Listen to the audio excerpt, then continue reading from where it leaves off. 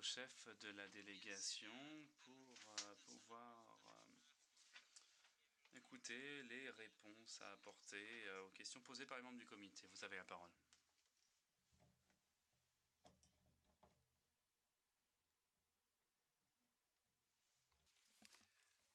Thank you, Mr. Chairman. Merci, Monsieur le Président.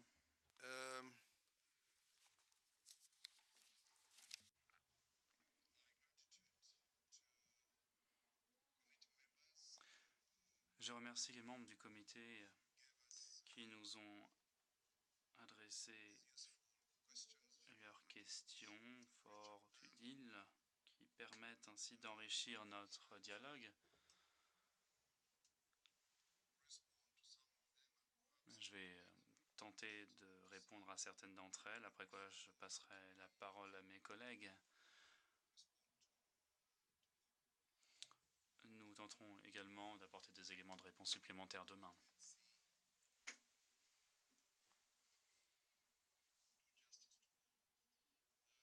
Nous tenterons dans tous les cas de répondre à toutes les questions. Il y a tout d'abord une question posée par M. Benachour. Les exemples cas où les tribunaux ont invoqué le pacte. Alors, le nombre de cas a augmenté. Le cas Gassiera.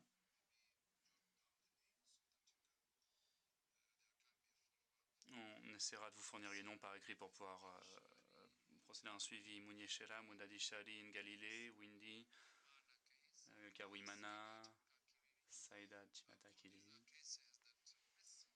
Ce sont des cas qui illustrent bien ce qu'est un procès équitable.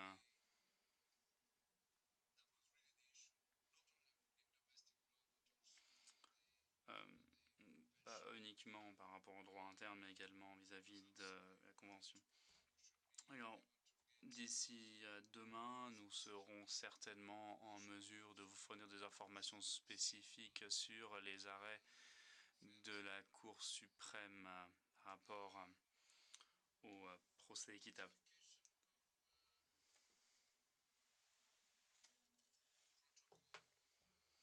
Maintenant, la ratification du protocole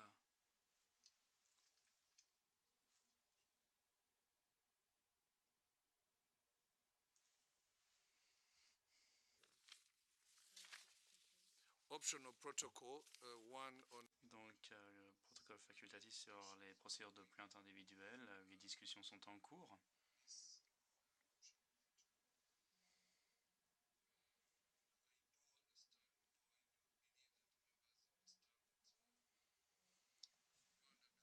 J'imagine que vous comprenez bien que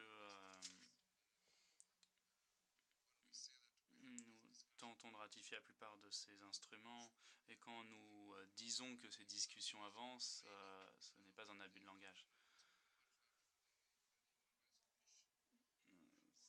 S'agissant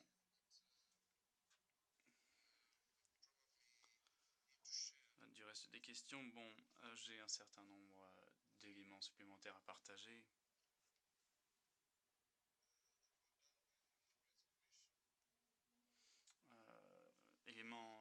Document rédigé par la Commission des droits de l'homme. De 2011 à aujourd'hui, nous avons des chiffres 2101 leaders religions, 168 jeunes, des représentants des entreprises, 225 représentants des personnes handicapées, 339 personnes atteintes du VIH-Sida, 52 journalistes, 865 membres des clubs des droits de l'homme dans les établissements scolaires, 92 représentants des associations de parents, 390 enseignants d'école primaire, 806 étudiants secondaires, 1802 dirigeants gouvernementaux, 40 juges, 557 représentants du Conseil national des femmes, 47 leaders des forces de police, 2178 représentants des relations de sécurité privée. Monsieur le Président, les individus de la Commission des droits de l'homme qui ont mené ces formations, qu'il s'agisse d'employés de la Commission ou des consultants. Bon, je n'ai pas les informations sous les yeux à ce moment précis, mais on peut essayer de se les procurer pour les partager demain. Alors, classement des traités internationaux.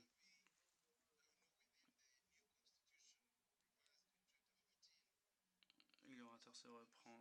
Par rapport à la nouvelle constitution révisée en 2015, je comprends bien la question qui a été posée par M. Benachour. Et je comprends tout à fait votre préoccupation. Notre constitution s'est éloignée de ses objectifs. Nous ne sommes jamais éloignés de cette approche moniste. Nous avons révisé la constitution. Nous avons adopté cette loi organique. Ce sont des lois qui impliqueraient un amendement constitutionnel et au lieu de faire cela,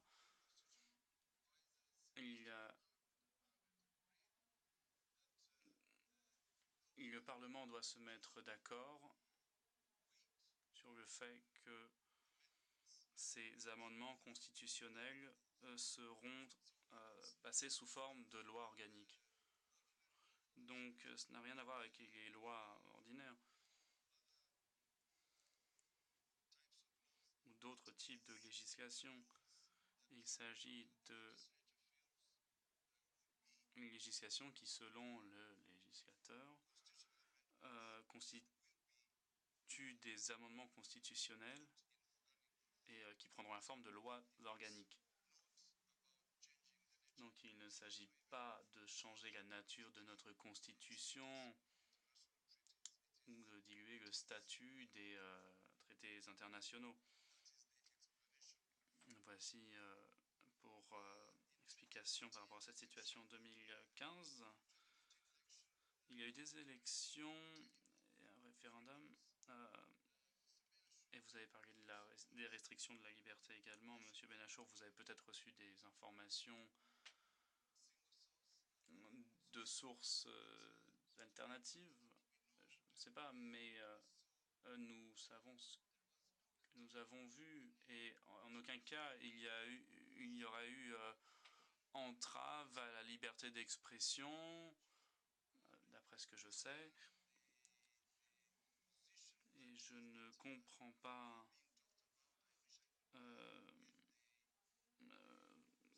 c'est dit par rapport à ces partis d'opposition. Je voudrais être plus spécifique, mais Monsieur le Président, je voudrais dire que depuis 2001, nous avons eu près de 12 gouvernements au niveau des districts, au niveau national.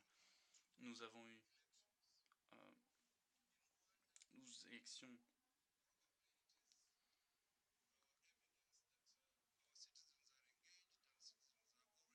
Nos citoyens sont toujours impliqués, ils participent.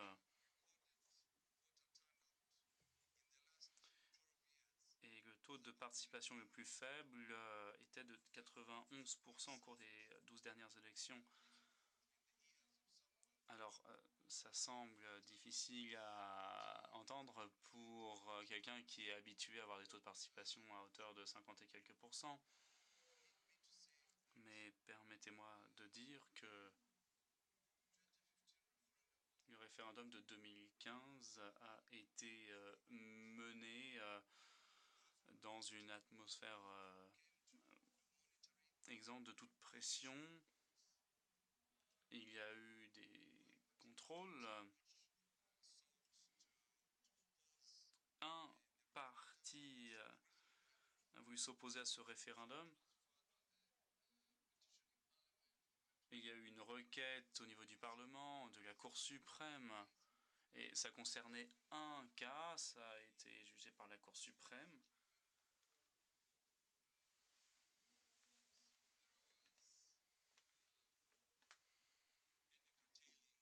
je ne me rappelle pas avoir observé quelque entrave, que ce soit la liberté d'expression, qu'elle soit exprimée par le biais des médias ou autre. Et quelques mois avant la tenue du référendum, 3,7 millions de Rwandais ont planté des requêtes individuelles pour demander la poursuite de ce référendum.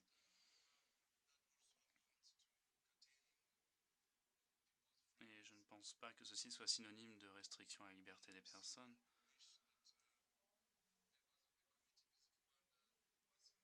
Alors, il faudra peut-être que les membres du comité se rendent au Rwanda de temps en temps et pour voir de vos propres yeux à quel point les citoyens rwandais sont impliqués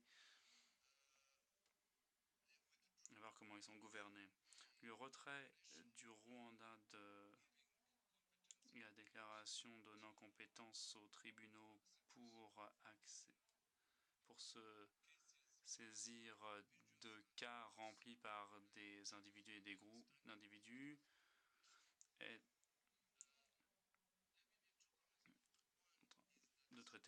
d'être traité à la Commission africaine. Donc, je voudrais dire par rapport à cela qu'il s'agit d'une déclaration qui a été faite par 7 pays depuis 2005, y compris le Rwanda, 7 pays en Afrique. Ensuite, le Rwanda l'a fait en son temps, en 2013, c'était de bonne foi, de manière unilatérale, c'était volontaire. Personne, qu'il s'agisse de la Commission africaine ou du tribunal de la Cour africaine, ne pourrait contraindre le Rwanda à le faire. Nous sommes dans le même état d'esprit. Ceci étant dit, nous prenons très au sérieux les exceptions lorsqu'elles ont lieu. En 1994, lors du génocide, il y a eu des victimes de ce génocide, comme vous le savez. Mais lorsque des fugitifs se rendent vers ces cours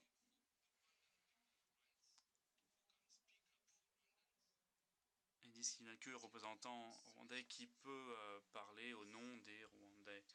Donc c'est une exception prise au sérieux lorsqu'il s'agit de questions portant sur le génocide. Pensons que c'est un devoir qui ne concerne pas uniquement le Rwanda, mais le monde dans son ensemble. Si la déclaration que nous avons faite a été interprétée de telle manière à offrir un sauf-conduit à des éventuels génocidaires, ce n'est pas le cas. Et alors peut-être nous faudra-t-il revoir cette déclaration. Monsieur Benachour, je souhaite vous informer que cette déclaration a été suspendue pour permettre un réexamen. Il y aura des exceptions lorsqu'il s'agit de génocidaires, de fugitifs qui sont encore dans la nature.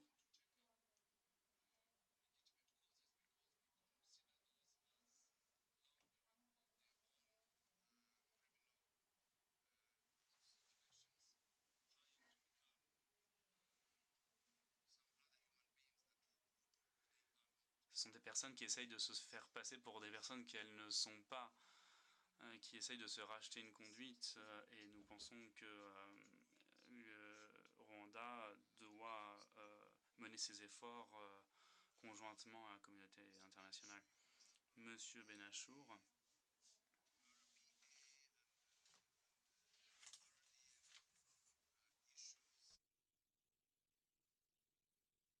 vous avez parlé des questions de RPA, RDA.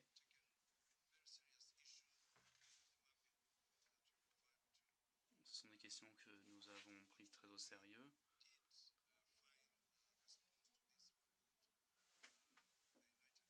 Et nous Nous avons rejeté le contenu, la méthodologie.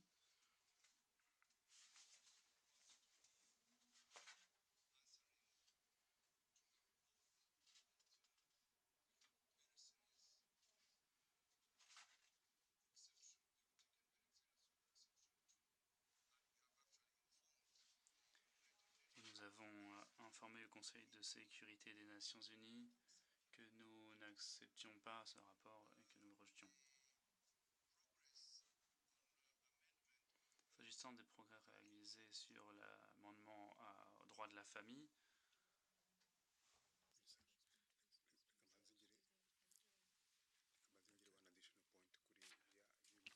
Okay, my ambassador here in Geneva would. Mon ambassadeur à Genève souhaiterait faire de commentaires additionnels. Je vous remercie, Monsieur le Président. J'aimerais donner une information complémentaire concernant la question posée par M.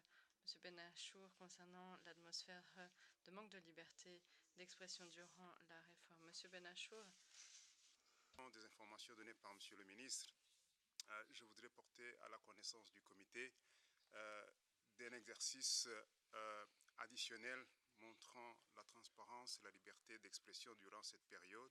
C'est que quand le Parlement a reçu ces millions de pétitions venant de la population, d'une grande majorité des électeurs potentiels, avant d'entamer le processus de révision constitutionnelle, le Parlement a pris l'initiative de faire une descente vers la population, vers l'ensemble des 416 secteurs qui sont à peu près, qui comptent à peu près 10 à 14 000 adultes, pour aller parler avec la population et s'assurer que vraiment les pétitionnaires sont propriétaires de ces pétitions, qu'ils comprennent complètement la portée de leur engagement, de ce qu'ils demandent au Parlement et au gouvernement de faire. Et ces exercices, ces consultations populaires se sont tenus au grand jour, en présence de la presse nationale et internationale, en présence des partis d'opposition et en présence de l'ensemble des membres de la communauté internationale et des ambassades des missions accréditées au Rwanda. Et pendant le processus, lorsque le projet de révision constitutionnelle a été moulu, préparé par le Parlement, avant qu'il soit soumis à l'élection, au référendum, encore une fois, le Parlement est redescendu pour s'assurer que maintenant la population, avant le vote, comprend très bien le processus électoral, les responsabilités de l'électeur et cette fois-ci la portée exacte de chaque mot, de chaque article, de chaque paragraphe qui est contenu dans le projet de constitution révisé. Et cela pour ajouter aux informations données par le ministre sur l'atmosphère, sur le climat, sur la liberté de presse, sur la liberté d'expression pendant le processus de révision constitutionnelle. Je vous remercie beaucoup. Thank you very much, Mr. Chairman.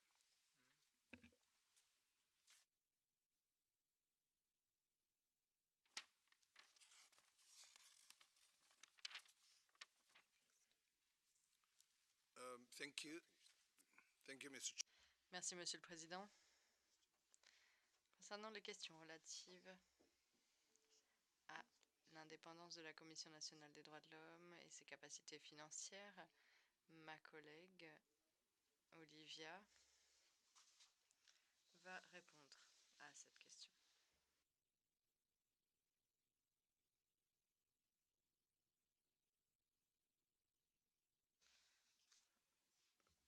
Merci, Monsieur le Ministre. Pour répondre à certaines questions de M. Benachour concernant l'indépendance de notre Commission des droits de l'homme, vous avez fait référence au statut de la Commission. En 2013, il y a eu une discussion concernant le sous-comité et la Commission, concernant son indépendance et en particulier concernant les critères de sélection. La nouvelle législation à laquelle nous avons fait référence, la loi de 2013, permet justement de traiter ces points. Le comité de sélection est indépendant et vous avez fait référence à des membres de la commission qui sont nommés sur décret présidentiel, un décret présidentiel n'est simplement est un instrument juridique que nous avons dans notre pays. Cela n'implique pas que le président doit nécessairement établir tous les décrets présidentiels. Il s'agit d'une procédure de notre pays, mais la commission est établie par un comité indépendant.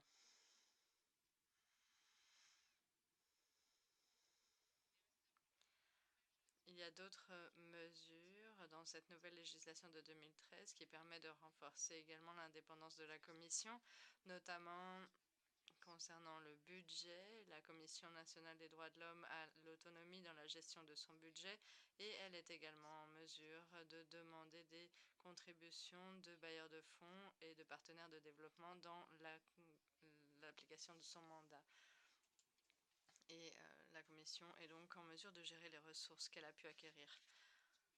Concernant les membres de la Commission, la loi de 2013 établit que les membres de la Commission ont l'immunité par rapport aux décisions qu'ils prennent et par rapport à leur mandat en tant que commissaire, ce qui a également contribué à leur indépendance. La Commission est également indépendante dans le recrutement de son personnel et c'est un élément, là encore, qui a permis d'améliorer son indépendance. Et pour terminer, la Commission établit un rapport annuel au Parlement et non au gouvernement. C'est le Parlement qui revoit qui examine le rapport de la Commission et qui informe le gouvernement des mesures à prendre.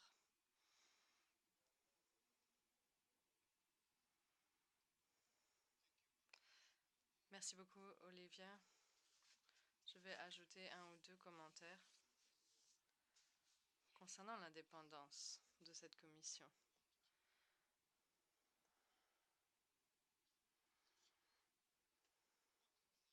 Peut-être que l'on aurait souhaité une composition et une discussion sur la meilleure législation qui permettrait de veiller à ce que cette commission soit indépendante. Les organisations sont créées par la loi et les lois sont créées par certains processus gouvernementaux, parlementaires.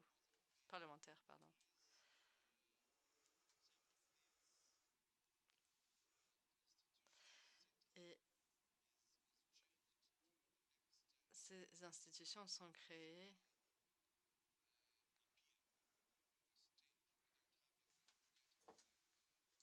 de cette façon, elles n'apparaissent pas par hasard.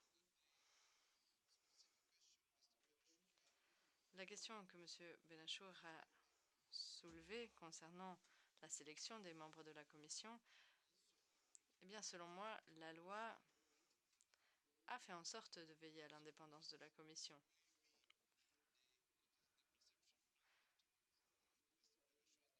La perception de M. Bennachour est que l'intention des législateurs n'est pas claire, mais les personnes sélectionnées sont envoyées au Parlement, le Parlement est envoyé au Sénat, la décision du Parlement est envoyée au Sénat, et toute cette chaîne au Rwanda est une chaîne utilisée, un mécanisme utilisé pour veiller à la transparence et pour vérifier que ce n'est pas une seule partie du gouvernement qui prend une décision. Nous serions très heureux de discuter des meilleures pratiques, puisque l'intention du gouvernement est que cette commission soit aussi indépendante que possible. Si le comité a des bonnes pratiques à partager, alors nous serions très heureux de les mettre en pratique. Concernant les préoccupations soulevées par M. Bennachour sur des pressions exercer sur des groupes qui seraient obligés de retirer leur rapport ou sur des membres de commission qui ont demandé le retrait de certains rapports. Je ne sais pas si ce sont les groupes ou quelqu'un d'autre qui ont fait ces allégations, mais je souhaite dire ici que lors de l'examen périodique universel,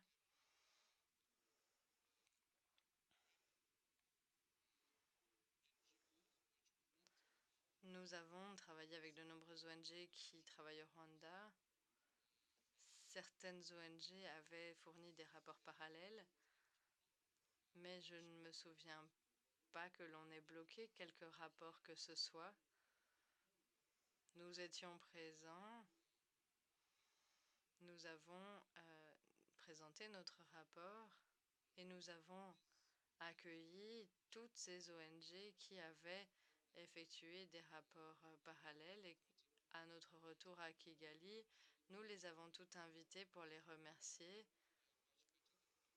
et pour leur dire que grâce à elles, nous avancions et nous étions en bien meilleure position dans nos objectifs. Je ne crois pas que l'on exerçait quelque pression que ce soit, même si cette question aurait pu être mal notifiée ou mal comprise.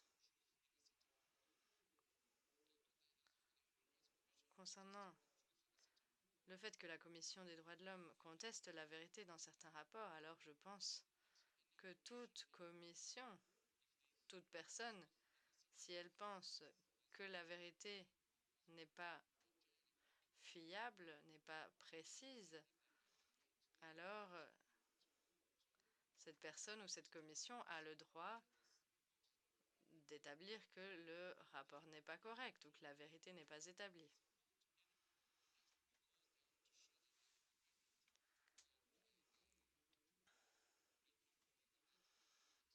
Je ne pense pas que la Commission utilise à mauvais escient son indépendance. Concernant la question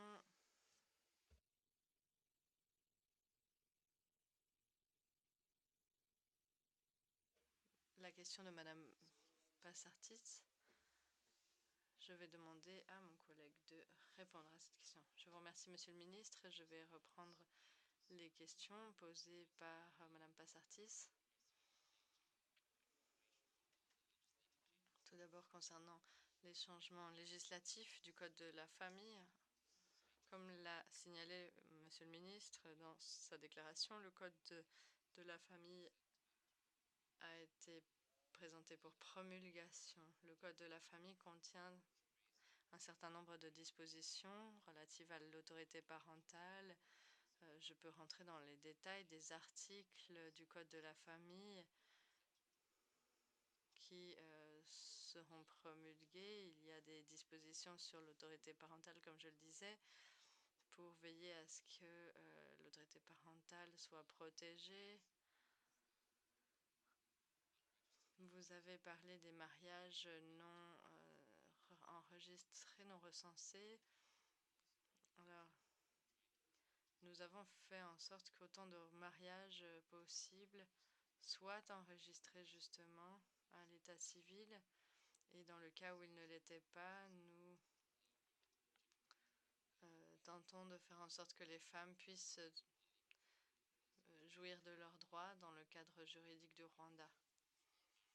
Nous encourageons néanmoins tous les mariages à être enregistrés. Concernant les droits de succession et la possibilité pour les femmes d'hériter des terres, je pense que le Code de la famille a justement traité cette question. Concernant les données statistiques sur les femmes dans des postes de prise de décision, vous avez demandé si cela s'appliquait à l'échelle provinciale. Je pense que le ministre, dans sa déclaration liminaire, a indiqué que lors des élections précédentes, le nombre de femmes avait augmenté de façon significative. Dans les districts, nous avons 36% de femmes au sein des districts. Ces chiffres sont encore en augmentation. Concernant l'écart de salaire entre hommes et femmes, particulièrement dans le secteur formel. La question était de savoir quel était le rôle des femmes. Le gouvernement a pris de nombreuses mesures pour veiller à ce que le rôle des femmes soit reflété dans le secteur privé et dans les différentes institutions du Rwanda. Différentes organisations ont fait en sorte que les femmes jouent un rôle prépondérant dans le secteur privé. Nous n'avons pas de chiffres précis à ce jour concernant cet écart de salaire, mais nous pourrons vous les fournir par écrit. Concernant les politiques sur l'égalité entre hommes et femmes, vous pourrez trouver ces informations et nous pourrons également vous fournir des informations sur la parité dans l'éducation.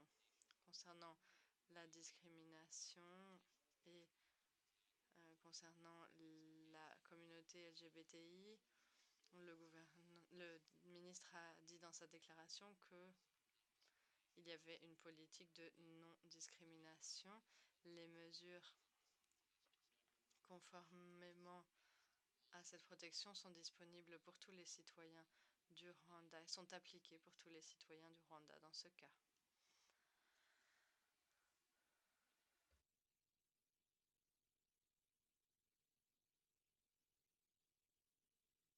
Concernant les droits à l'héritage pour les femmes dans les zones rurales, en effet, c'est un phénomène qui est possible. C'est un problème d'éducation, de sensibilisation, et nous devons continuer cette sensibilisation pour veiller à ce que les femmes au Rwanda, où qu'elles soient, dans des zones rurales ou dans des zones urbaines, puissent jouir de ces droits. Dans ce sens, un travail de sensibilisation est encore nécessaire. Et c'est un travail qui est déjà en cours à différents niveaux du gouvernement. Je vous remercie. Thank you, Moses. Merci, Moses. Une autre question a été posée sur l'adoption d'une législation contre toute forme de discrimination. Oui, nous prévoyons ce type de législation. Il nous semblait l'avoir déjà fait, mais s'il y avait une autre forme de discrimination, nous prévoirions une législation contre cette discrimination. Concernant le viol et le viol conjugal, notre code pénal est en train d'être réexaminé. J'aimerais donner notre engagement au comité que toutes ces questions seront discutées à nouveau au Parlement. Nous devrons utiliser les statistiques à notre disposition, notre expérience après 2012 pour que ces écarts et ces lacunes persistantes puissent être comblés. L'assistance médicale est gratuite pour les victimes de GBV, de violences sexistes.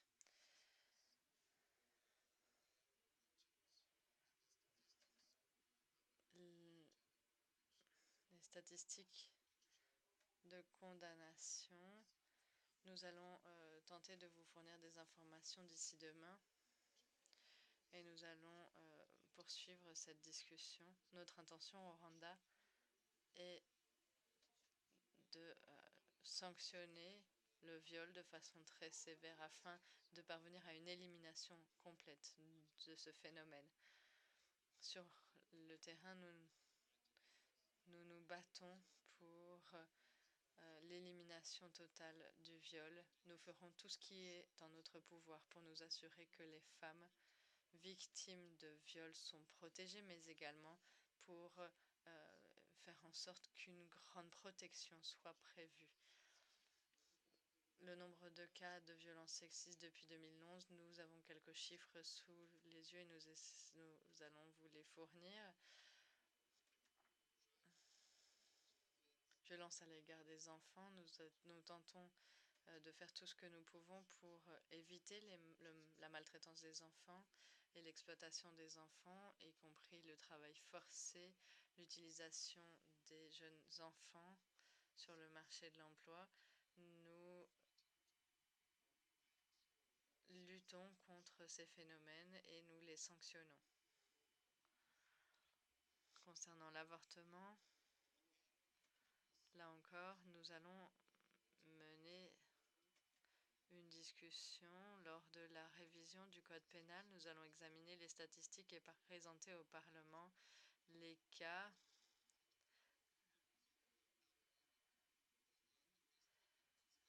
nous avions apporté des amendements en 2012. Nous allons présenter au Parlement l'expérience de l'application de ces amendements et nous ferons probablement de nouvelles propositions sur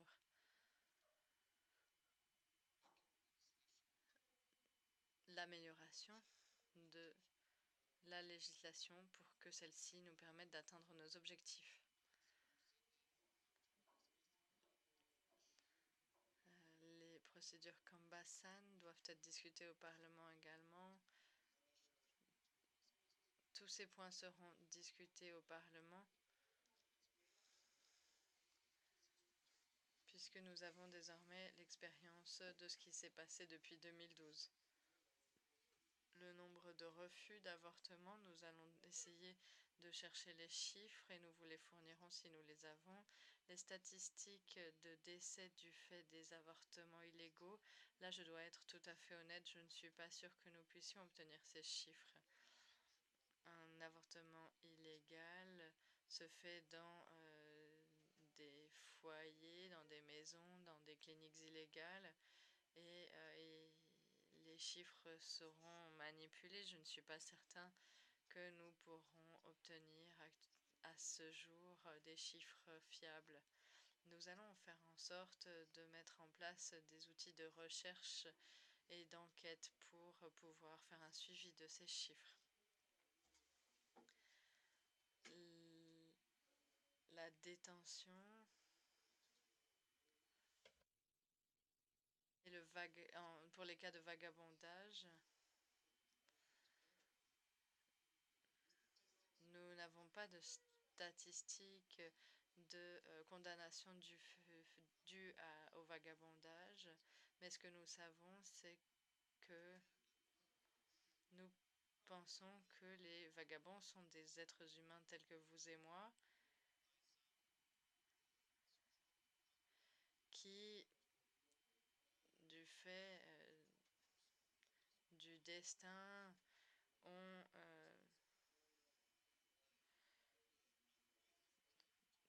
suivi un mauvais chemin et nous essayons de leur donner une nouvelle chance. Nous essayons de leur donner accès à des compétences telles que la charpenterie, et différentes compétences que l'on ne peut pas forcément acquérir à travers une formation formelle. Et je pense que au-delà des détentions illégales, nous avons des discussions avec Human Rights Watch parce que nous ne sommes pas d'accord avec ce qu'ils prétendent. Et ils ont d'ailleurs admis que depuis l'année dernière, nous avions mis en place une législation qui permettait de mieux régler la gestion des centres de transit afin que ces jeunes puissent avoir une deuxième chance sans que leurs droits ne soient bafoués. C'est ce que nous essayons de faire. Je ne pense pas que la situation des enfants des rues ou de ces jeunes soit un problème uniquement rwandais. Je ne pense pas qu'il serait très responsable d'abandonner ces individus si nous pensions pouvoir leur donner une deuxième chance, une chance d'acquérir des compétences qui les aideraient à l'avenir.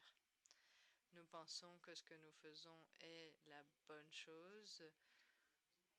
Nous vérifions qu'il n'y a aucun abus, aucune maltraitance, qu'il y a une surveillance adaptée. Les responsables de la justice interviennent régulièrement. Nous pensons que nous prenons les bonnes décisions pour ces jeunes qui deviendraient sinon des délinquants, qui auraient des peines de prison de longue durée. Et avant que cela n'arrive, nous leur donnons une deuxième chance, une chance d'utiliser leur vie de la meilleure façon possible. Concernant les détentions illégales ou au secret, dont parlait M. Politi, concernant donc les 72 heures et les 7 jours,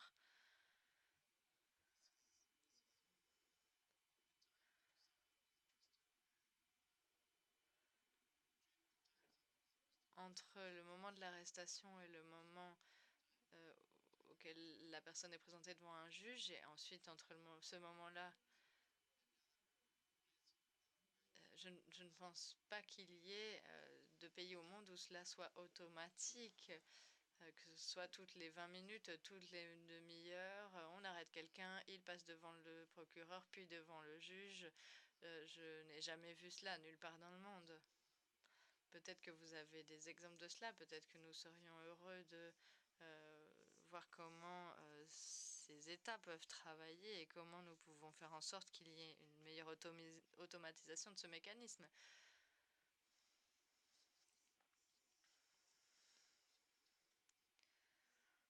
Les personnes ont en tout cas toujours le droit de recevoir des visites. Je ne pense pas qu'il s'agisse de cas de détention au secret. Que ce soit dans les centres de détention, auprès du procureur ou du juge, il y a toujours une possibilité d'informer les proches. La détention au secret n'est pas acceptée dans notre législation, n'est pas acceptable. Et quand ce type d'événement se produit,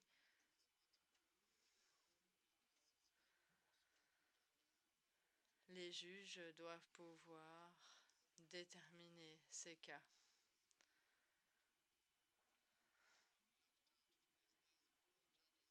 On nous a dit également que les avocats ne souhaitaient pas soulever ces cas car les juges étaient réticents eux-mêmes à parler de ces affaires.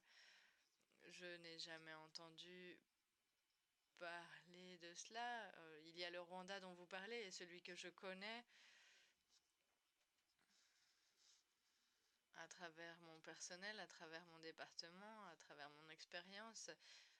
Ce n'est pas vrai. Quand il y a ce type de violation des droits constitutionnels, les juges ont l'obligation de définir les faits et de les constater.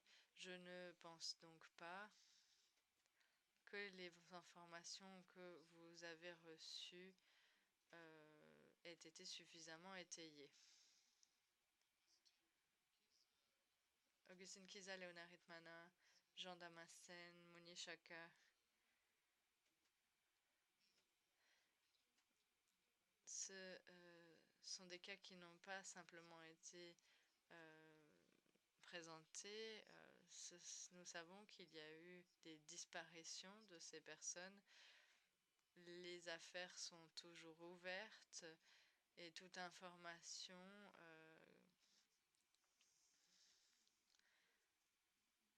est documentée eu égard à ces affaires. Je sais que dans de nombreux pays, il existe des cas de disparition forcée, des cas de personnes qui sont toujours recherchées. Ce que fait la police, c'est d'ouvrir un dossier sur la disparition et de garder ce dossier ouvert pour collecter des informations. Si l'on n'a pas obtenu d'informations supplémentaires, alors effectivement, ces informations n'apparaissent pas dans le dossier.